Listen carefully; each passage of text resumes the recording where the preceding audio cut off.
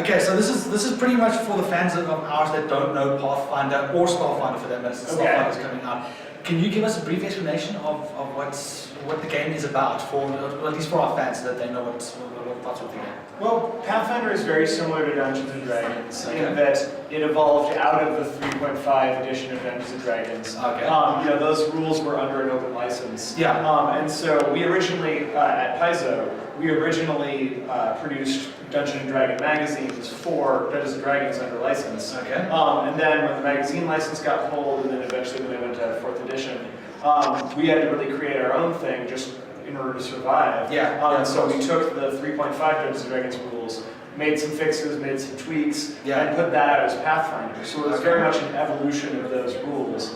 And then that took off and became, at points the best-selling role-playing game in the world. Yeah. And so then from there, we've been doing that for about 10 years now. Yeah. And then we'd always kind of wanted to do a science fantasy sort of version where it's the same universe but pushed forward thousands of years. So now your elves and your spellcasters also have laser guns and spaceships. So that's Starfinder, and that comes out in August. Yes, that's really, really awesome. Okay, so for those of you who don't know, this is James Sutter. Sutter. No problem. I make the mistake often, trust me. I mispronounced Linda's name yesterday as well, so it does happen. I get that way sometimes. He's not very good with names. Yeah, I'm not good with names. I'm very bad with names. So for those of you who don't know, this is James Sutter. Right, Malva? Yes. Okay. He is executive creator or co-creator? I'm creative director on That's Starfinder and the co-creator of Pathfinder. There you go. Okay, so that's who we're actually talking to today. I thought I'd let him give you a bit of an insight into the game before I start actually asking him the questions. That way it's more of a from the horse's mouth, as it were. Sure.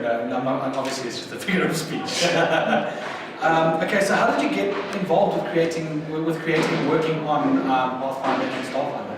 Well, so I predate Pathfinder and Starfinder because I started at Paizo when I was actually only 20 years old. I had come out of college and I was doing journalism and realized that I loved writing, but I didn't really like research or reporting. Okay. So I was like, where could I go where I could use all my journalism skills but just make stuff up? And the answer was Dungeon Magazine, Dragon Magazine. Yes. So I worked my way up there, and then worked on the magazines for a while. When the magazines went away, and we created Pathfinder. I was one of a handful of people who, all got together and said, "What are we going to make?" And Pathfinder was the answer. Okay. So you're one of the core creators. Yes. Core people in this whole. Yeah, there's only half a dozen of us or so who are still around who were involved in the initial creation. Wow, okay. And I take it the team's a lot larger. Oh, it is much larger. It's grown immensely. Okay, so what made you decide to come here to SA and actually, speak to the South African audiences? The fact that it was offered. I love traveling. I had never been to Africa. It's always, been this sort of fun, attractive place.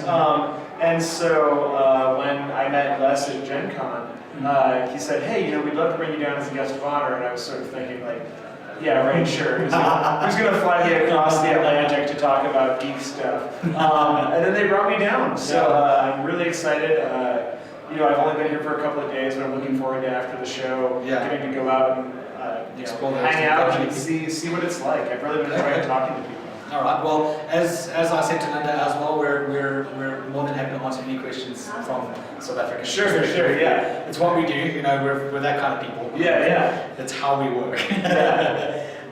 Okay. E3 just happened. Yeah. We all know that. What was your favorite release out of E3 then? To be totally honest, I have no idea what was released. One of the dirty secrets about writing for games and novels and comics and stuff, people often ask, like, how do you find the time to write all that stuff? And the answer is, I've had to cut out a lot of stuff. So I haven't played a video game since in about a decade because that time all goes to writing. I know, right? Yes. Hectic. The last game I played was Journey.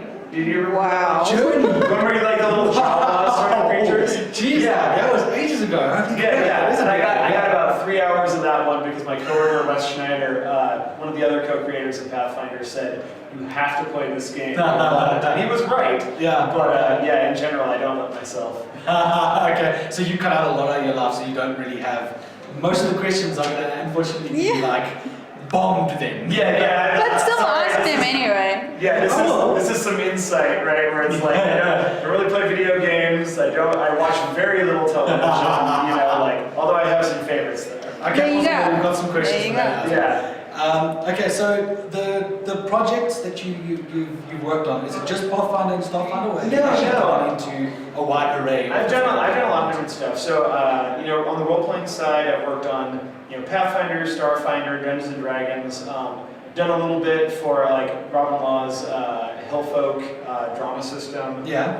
But for the most part, I tend to focus on Pathfinder and Starfinder. Okay, That's kind of that's my your baby. Yeah. But I also write, I write short stories, I write novels, I write comics.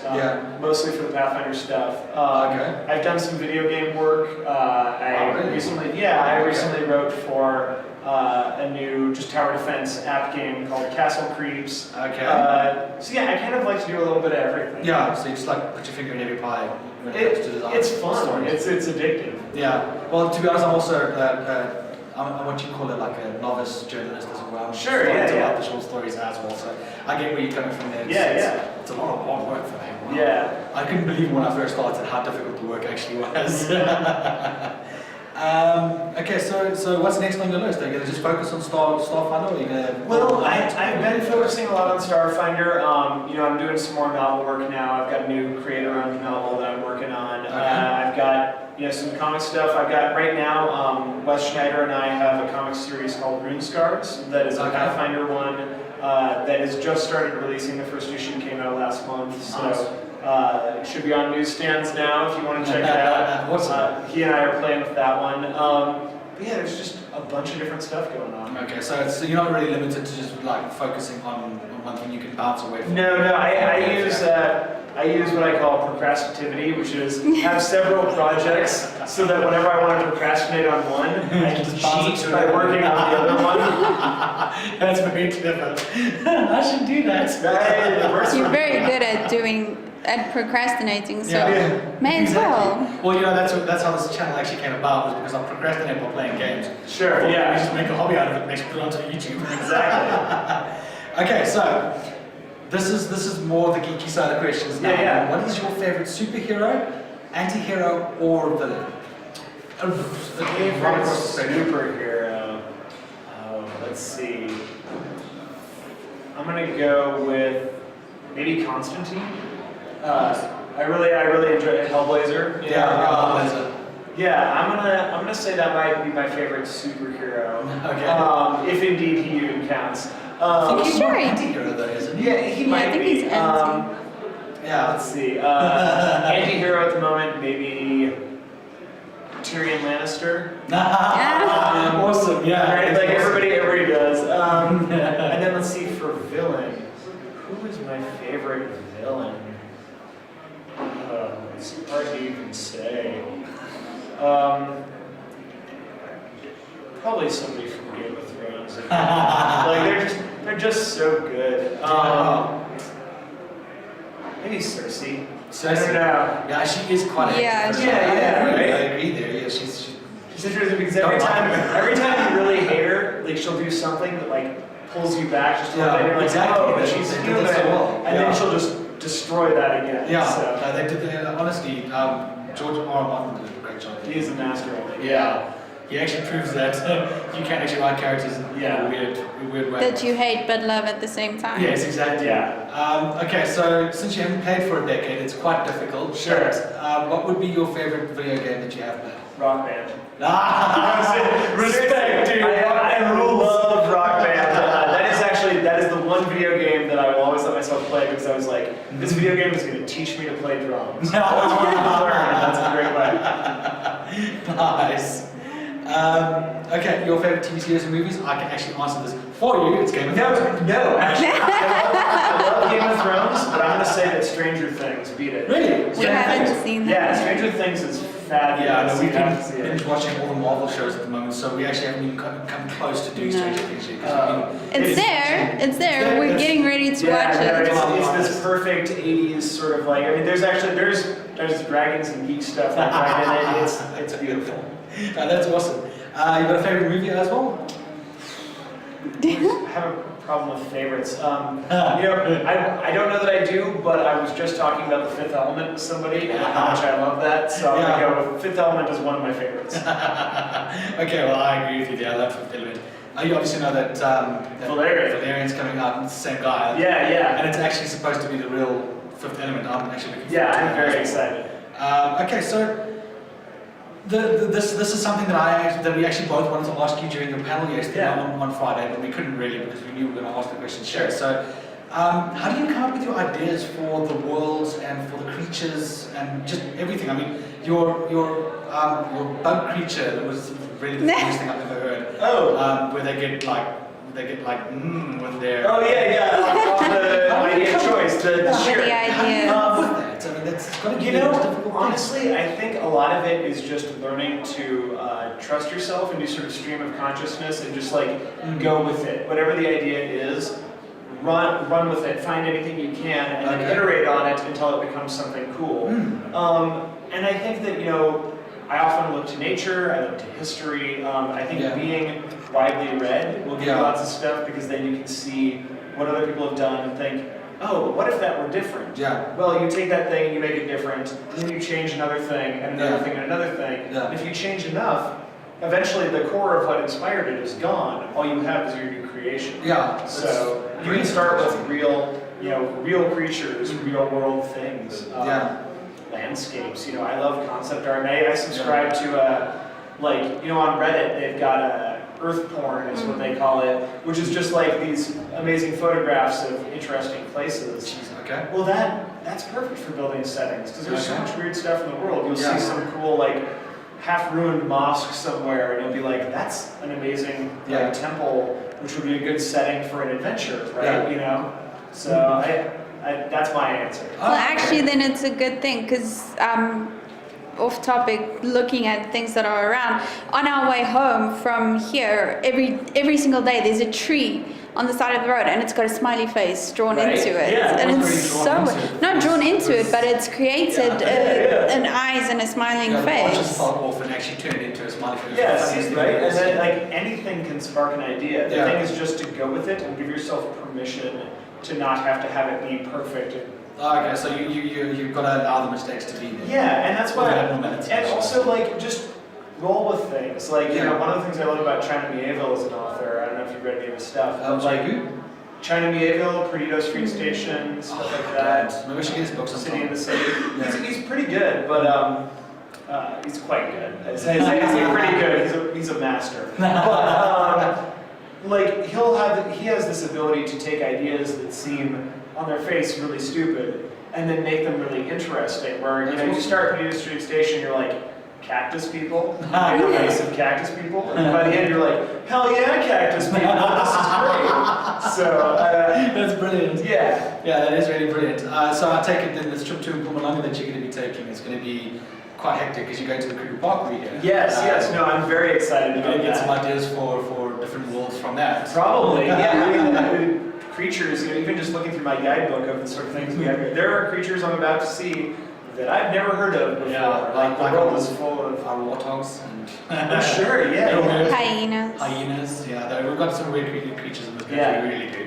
But it's awesome. This is where obviously the idea building can actually come from. You can build something to see from it. That's awesome. That's great. I hope you enjoy that actually. I will. How long have you been creating RPGs? I think we already said that was 20. Since I was about 12 years old. 12? Well, I mean, professionally since 20. Unprofessionally since about 12. So you've actually been a geek your whole life? Oh yeah. That's perfect. We all have. Who hasn't? Yeah. Yes, exactly. Anyone who's here has been. Yeah. So far, your favorite part of Icon? Sorry, say that again? Your favorite part of Icon for now? Really, it's just been the people. Everybody's been so nice. I really enjoy talking to folks about how, their daily life differs from mine, in the States. Yeah. And just doing the panels, and really everybody's just been so excited to hang out and talk. Yeah. It's felt really welcoming. That's one thing about the South Africans is we like to welcome people from other countries and just show them our world, as it were. Okay, the last question for this interview is, what is your favorite part of South Africa? So far, since you've So only been there far, for 3 years. literally all I've seen since I flew in right before the thing, literally all I've seen is the hotel that I'm in and the convention center. Okay. So I haven't actually been outside of it. So really my favorite part has just been the people. Like everything else looks exactly like it is in the States, but the people are different and interesting. Okay, so to be honest, was it a surprise for you when you actually landed here that you saw that Joburg is actually a city and not just like a lot of people say that Joburg is a bush city? Oh, no. I mean, it's huge. It's, as big as many of our biggest cities. Well, so already New York is huge. Yeah, but I mean, it's interesting. It doesn't look that different on its face from a lot of our cities. Yeah. So I'm really curious to sort of go out and get in it and really start to cultures. experience like, no, I think this is actually very different. It just looks like. Oh, you'll see the differences. especially when you go out to the different Mpumalanga. provinces. Yeah, it's beautiful there. There was one other question I did want to throw in though. The South African foods. I'm sure you've tried them out already. Not really. I've been to the convention center, so it's all convention center pizza and stuff like that. So you didn't have any bunny chow like Linda had? No, I did try. I think the most South African thing I've had yet is the is it called chomp? The little candy. Oh! Yeah. And Jade was telling me I needed to try that. Because it's kind of like a caramel Kit Kat kind of thing. That was pretty good. That one I understand why that's so popular. Something else that you might want to try. I'm not sure if you're a vegetarian or not. I am. Well, you are, so you won't be able to have bunny chow and stuff. No. Vegetarian stuff. What do we have that's different? I don't know. That is a bunch of people wanted You're exhausted. It's fine. Yeah, I'm sorry. I said No. it's the end of the con. I think. But a bunch of people did warn me. Meat is kind of the thing. Yeah. Very much the thing. That's fine. I can eat chips for a week. I'll be okay. Milk tart. Milk tart. That is something you have to try. It's a dessert. You're not vegan, are you? No. You're vegetarian. Yeah. So you can have milk and stuff, right? It's a dessert. It is milk so tart is the tasty. dessert. That is actually made. It's an Afrikaans dessert. Yeah. You'll love it. Absolutely love it. What is it? It's basically milk, condensed milk, and what's the other ingredient? It's like a pie, basically. It's like a pie that is got condensed milk and milk in it, and there's a whole bunch of different ingredients. But make sure that you ask for one that doesn't have gelatin in it. Yeah. Gotcha. They've got the ones with gelatin and ones without gelatin. So look for the ones without gelatin. Okay. Because sometimes they get confused. They're like, And Cook gelatin, Sisters. what's that? Yeah. And Cook Sister. Cook Sisters, probably it depends if it has gelatin in it. It's dough with syrup on it. Oh, that's probably fine. I did hear about those. I That's wanted another to try that's that. another Yeah. delicacy you might like. Oh my god. But I saw them coming past. Give it a shot. They're very different from the like your standard rusks. They're like they're a lot more buttery, if that makes any sense. So it's really a strange kind of taste. Gotcha. But anyway, so James, it was an awesome time chatting to you. Yeah, Thank you so much. likewise. Guys, if you want to check anything out, go get Pathfinder. Believe me, I saw the game just now, or not just now, on Friday. Down at the tables. Unbelievable settings, unbelievable storylines. You guys will actually love it. And again, Starfinder is coming out in August. And it won't be too long until it gets on our shores here as well. So guys, get out there, get onto Starfinder, get onto Pathfinder and play these games. You are going to love it. Anyway, check you guys later.